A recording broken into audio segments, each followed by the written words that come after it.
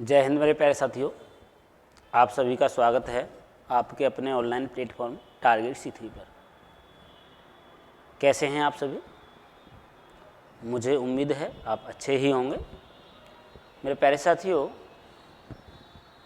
ठीक है, हम लेकर आए हैं 12th क्लास की फिजिक्स NCERT का संपूर्ण सॉल्यूशन। इसमें हम सभी न्यूमेरिकल्स को सॉल्व करेंगे और आज हम लेकर आए हैं पहला chapter electric charge and field को। इसमें हमने पहला टॉपिक यानी पहला क्वेश्चंस को आज करेंगे।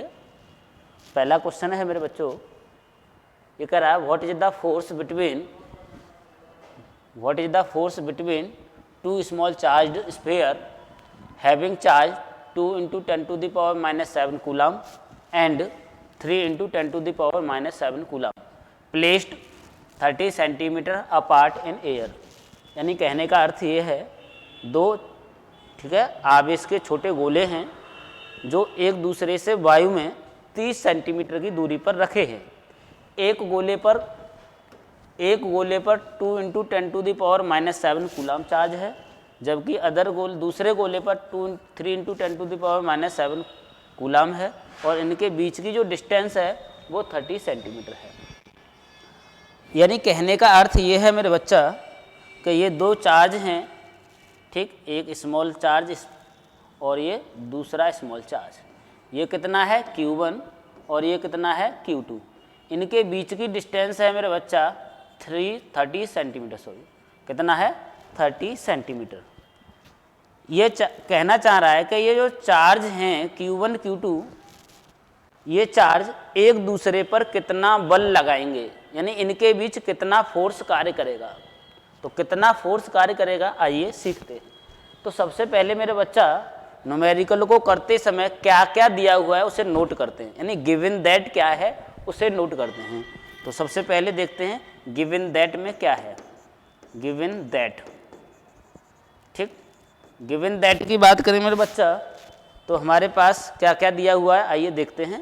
पहला चार्ज कितना है Q1 2 × 10⁻⁻7 कूलम।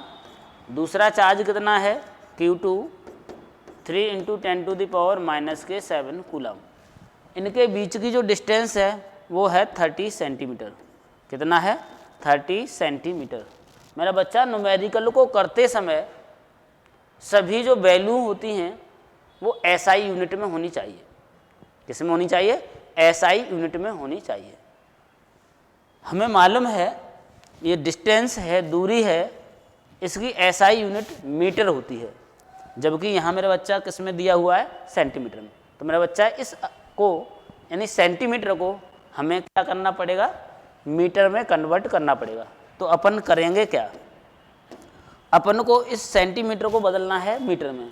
तो इसके लिए हमें करना क्या है, जो भी सेंटीमीटर में वैल्यू है उसमें 100 से कर देते हैं डिवाइड। 100 से डिवाइड कर देते हैं या 10⁻⁻2 का मल्टीपल कर देते हैं। तो इसमें हमने 100 से डिवाइड किया, तो 100 से डिवाइड करते ये बन गया 0.3 मीटर, यानी 30 centimetre is equal to 0.3 metre. आइए अब आगे करते हैं सॉल्व। क्या पूछा है? फोर्स पूछा है मेरा बच्चा। क्या पूछा है? फोर्स पूछा है। तो इस फोर्स को निकालेंगे कैसे? तो दो चार्जेस के बीच फोर्स ज्ञात करने के लिए हमने सीखा है कूलॉम्स लॉ। क्या सीखा है? Coulomb's law. तो कूलॉम्स लॉ हमसे क्या कहता है? F is equal to 1/4πε0 Q1 Q2 divide by R²। F is equal to 1/4πε0 Q1 Q2 by R²। अगर यहाँ पर वायु ना होकर कोई अदर मीडियम होता, यानी अन्य माध्यम होता, तो यही फॉर्मूला हो गया होता F is equal to 1/4πε0 K Q1 Q2 by R²। मेरा बच्चा यहाँ पर हमें वैल्यू मालूम है, पढ़ते समय हमने सीखा है 1/4πε0 की जो वैल्यू होती है वो होती है 9 × 10⁹ और इसकी यूनिट होती है न्यूटन मीटर स्क्वायर पर coulomb square. Newton metre square पर कूलम स्क्वायर। आइए इन सारी वैल्यू को हम यहाँ पर रख देते हैं। तो f इज इक्वल टू ये हुआ 9 into 10 to the power 9, Q1 की वैल्यू कितनी है मेरे बच्चा 2 into 10 to the power -7, Q2 की वैल्यू कितनी है 3 into 10 to the power -7 divide by 0.3 का स्क्वायर। ठीक, आगे करते हैं हम इसे सॉल्व।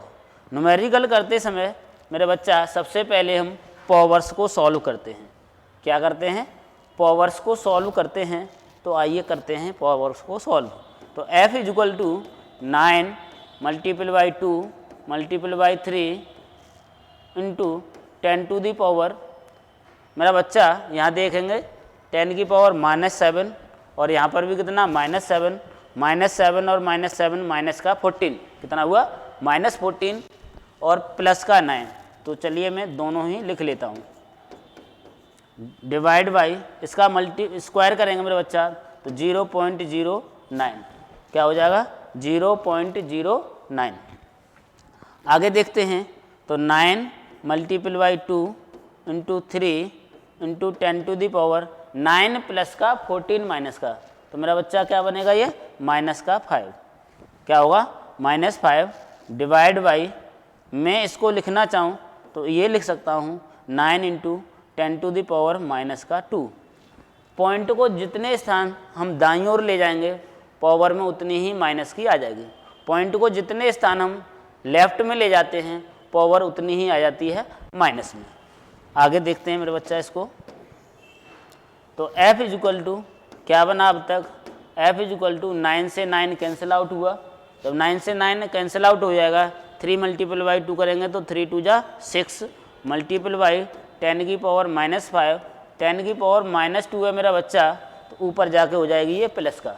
हम किसी भी पावर को नीचे से जब ऊपर ले जाते हैं तो उसका साइन चेंज हो जाता है, यानी माइनस का होता है तो ऊपर जाके प्लस का होता है, और प्लस का होता है तो ऊपर जाके माइनस का हो जाता है, यानी साइन चेंज हो जाते हैं। पावर -2 थी तो मेरा बच्चा ऊपर जाके क्या हो जाएगी प्लस का 2।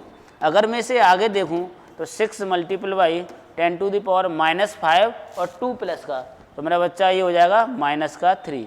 ये फोर्स आया है 6 इंटू 10 टू दी पावर -3। हाँ, लास्ट में मेरा बच्चा यूनिट जरूर लिखते हैं। ये क्या है, फोर्स है, बल है, और बल की यूनिट क्या पढ़ी है आपने, न्यूटन पढ़ी है, यानी बल का मात्रक क्या पढ़ा है आपने, न्यूटन। इसलिए ये हो गया 6 into 10 to the power -3 newton. यानी दोनों जो गोले हैं चार्ज के, जो छोटे छोटे गोले हैं जो 30 सेंटीमीटर की दूरी पर वायु में रखे हैं, तो उनके बीच मेरे बच्चा लगने वाला बल कितना आया है, ये बल आया है निकल के 6 into 10 to the power -3 newton. यानी जो दोनों गोले हैं जो 30 सेंटीमीटर की दूरी पर हैं, वो उनके बीच लगने वाला बल होगा 6 इंटू 10 टू दी पावर -3। मेरा बच्चा इसकी नेचर भी पूछ सकता है। नेचर का मतलब किस प्रकृति का होगा, अट्रैक्शन होगा या रिपल्सन फोर्स होगा। तो मेरा बच्चा इसके लिए हमें देखना होता है चार्ज को। अगर दोनों चार्ज पॉजिटिव हैं तो उनके बीच कैसा प्रतिकर्षण बल कार्य करेगा, यानी रिपल्सन फोर्स कार्य करेगा, या दोनों चार्ज का जो नेचर हो वो कैसा हो, अपोजिट हो, तो उनके बीच अट्रैक्शन फोर्स कार्य करता है। यहाँ पर हम देख पा रहे हैं दोनों चार्ज कैसे हैं, सेम नेचर के हैं, दोनों पॉजिटिव चार्ज हैं, इसलिए यहाँ पर जो बल होगा वो प्रतिकर्षण बल होगा। ठीक मेरे बच्चा, आई होप आपको ये क्वेश्चन समझ में आ गया होगा। ठीक है, अगर आपको ये क्वेश्चन समझ में आया हो तो आप चैनल को सब्सक्राइब कर सकते हैं, साथ में बेल आइकन प्रेस कर लीजिए, जिससे अगला क्वेश्चन जब आए तो आपको नोटिफिकेशन सबसे पहले मिल सके। मेरा बच्चा इसको आप शेयर कर सकते हैं, लाइक कर सकते हैं, अगर कोई कमी है तो कमेंट करके हमें बता सकते हैं, जिससे हम इसमें सुधार कर सकें। Thank you so much.